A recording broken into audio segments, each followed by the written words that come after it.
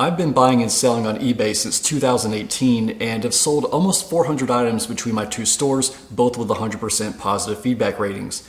Now, I've sold everything from flashlights to luxury watches, and I've learned a lot since then, but if I were someone starting out with zero experience right now, these would be my top 3 tips.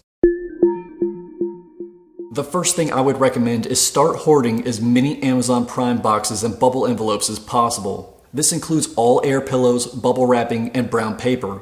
You're probably not going to know what size boxes you'll need anyway, so there's no need in buying a bunch of stuff that might end up in the trash if it can't be used.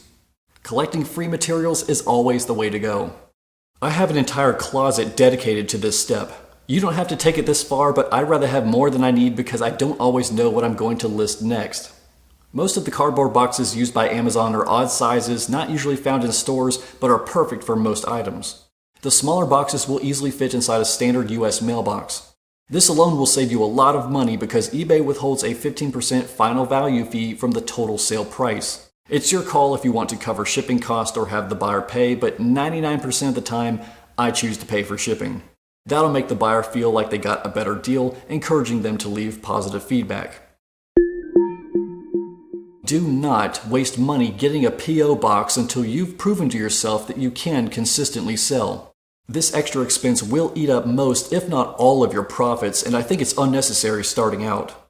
I know the idea of sharing your home address with strangers doesn't feel safe, but from the buyer's perspective, they don't know you personally and wouldn't care what the return address is because they know it's from a new store based on a lack of buyer reviews. All they really want is for the item to arrive on time and in the same condition as the listing.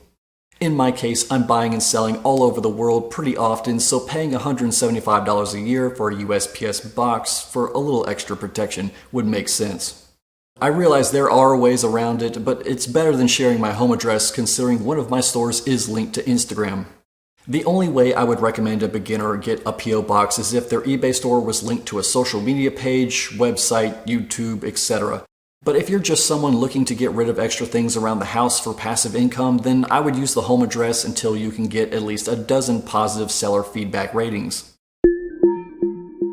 Raise your feedback rating as much as possible. If you're going to be selling on eBay, then you should already be buying items on eBay.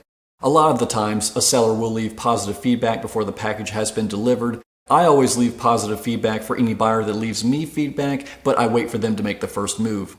Even if all of your early reviews are just from buying consistently, it will increase the customer's confidence to buy from you instead of someone else. It should go without saying, but paying quickly will help get you more positive reviews, and the more accurate the listing is, will make it easier to get more of those reviews. This means each listing should have a good title, detailed description, and quality photos. The keywords in the title can be found by using the search bar, so make sure to use as many words as possible to accurately describe the listing. You'll have to play around with pricing because each listing is different.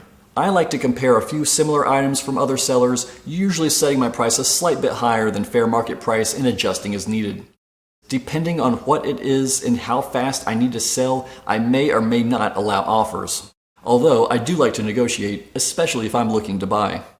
So there you have it, my top 3 beginner tips. Save as much free material as possible, don't worry about a P.O. box unless it's absolutely necessary, and raise the feedback score. Following these tips will help get you moving in the right direction from the start. If you found this helpful, leave me a like or a comment on the way out for the algorithm. Thanks for watching. See ya in the next one.